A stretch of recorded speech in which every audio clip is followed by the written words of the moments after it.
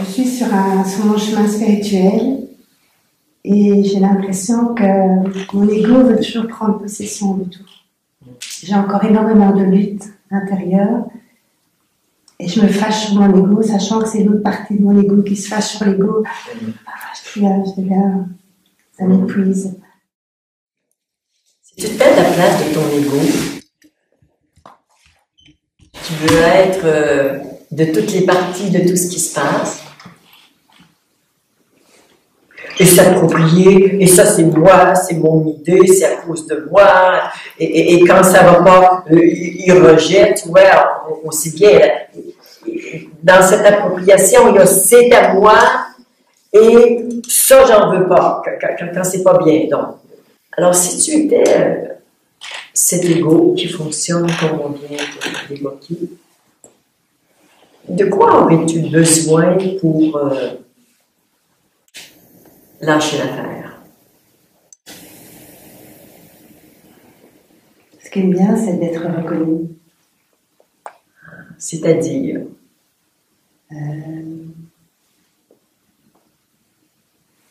D'être accueilli et aimé pour ce que je suis. Pour que je ne pas crier, je suis là, j'existe.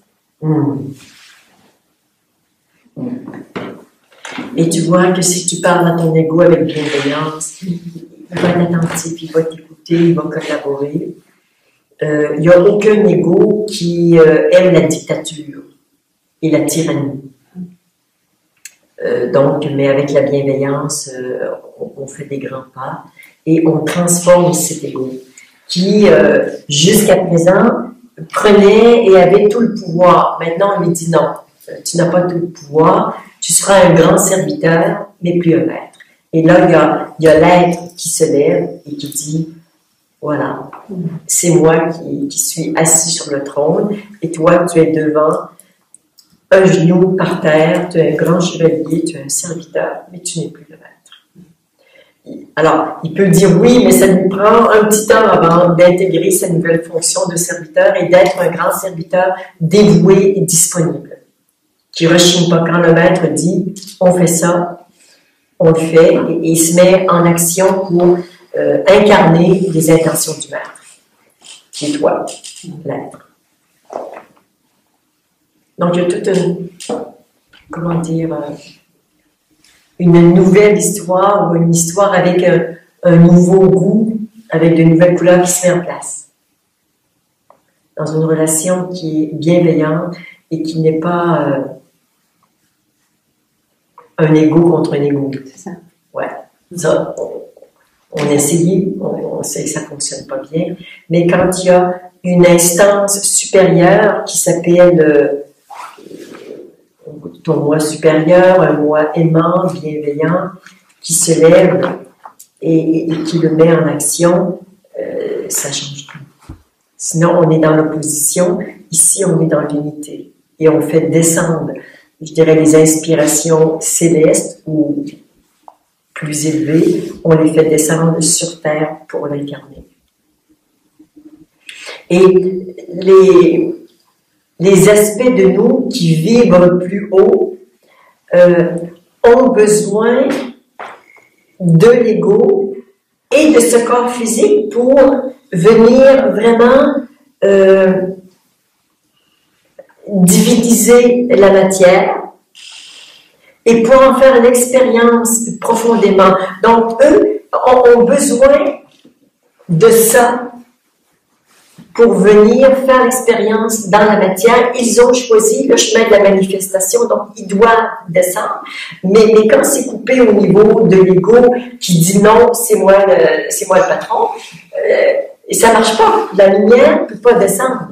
Et en même temps, il y a, une intention profonde dans la matière qui est fondamentalement divine, mais ce n'est pas reconnu et qui a envie de s'élever et de trouver et d'exprimer sa nature sacrée. Et le sacré arrive ou naît de l'union de la lumière et de la matière.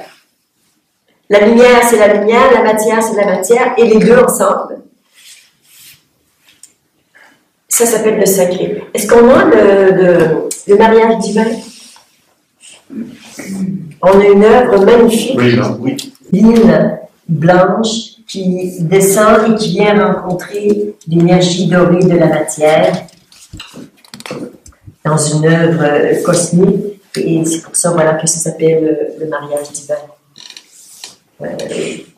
Et pour moi, c'est vraiment l'aboutissement du chemin spirituel, c'est de vivre à chaque instant cette union de la matière et de la lumière.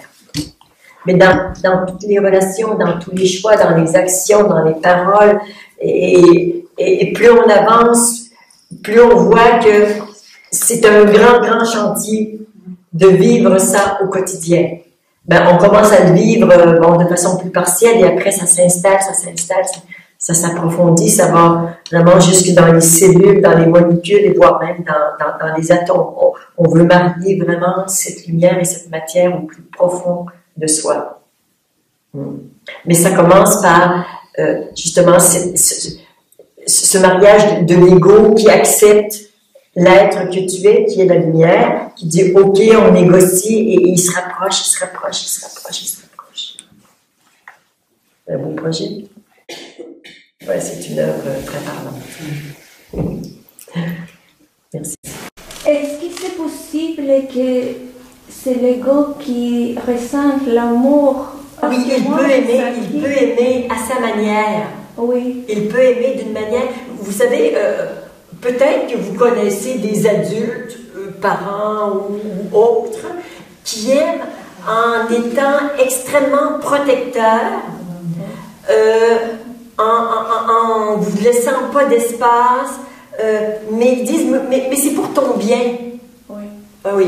Alors oui, c'est une manière d'aimer qui est un peu contraignante, mais c'est une manière d'aimer, de surprotéger. Et un des premiers rôles de l'ego, c'est de protéger. Oui.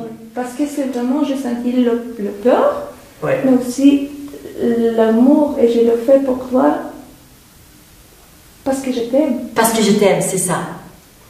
Mais quand on aime oui. d'un amour qui n'est pas libre et d'un amour qui est habité par une peur, donc j'ai peur et je t'aime, donc je vais te protéger. Je te mets dans une cage, ok, là je sens que tu es protégé. Mais c'est ma peur qui fait une cage. Et si je t'aime sans peur, je t'aime inconditionnellement. Tu vas faire des erreurs, ok, on va assumer ensemble. Tu vois, c'est tout à fait une autre sorte d'amour. Okay. Et il y a aussi une autre sorte d'amour que certains parmi vous peuvent connaître, parce qu'on l'a expérimenté de la part des parents. C'est « je t'aime, fais ce que tu veux ». Tu vois, et moi, j'ai du travail, j'ai des amis, je fais du sport, mais t'es libre. Ah oui, mais je t'aime, hein? Oui, mais je t'aime beaucoup, hein, mais fous-moi la paix quand même, hein? Oui. Certains ont vécu un amour comme ça, qui, au lieu d'être enfermant, nous donne pas le cadre et le lien vrai de l'amour qu'on peut souhaiter. C'est l'amour des parents qui sont indifférents. Alors l'ego, il dit oui, mais si tu m'aimes, tu pourrais pas rester à la maison un soir ou deux par semaine, ou me prendre dans tes bras, ou... Bon. Alors il y a toutes sortes de manières d'aimer, et ce qu'on veut incarner et exprimer, c'est vraiment un amour inconditionnel, c'est-à-dire tu vas faire des bêtises, tu vas faire des mauvais choix, je serai toujours là pour te soutenir et t'aider à apprendre toutes les leçons de la vie et à grandir. Mais il n'y a pas de jugement. Ça, c'est l'amour inconditionnel. C'est un petit peu plus difficile. Parce qu'on ne l'a pas appris. On a appris un amour qui était tellement conditionnel. Bon, on va y arriver.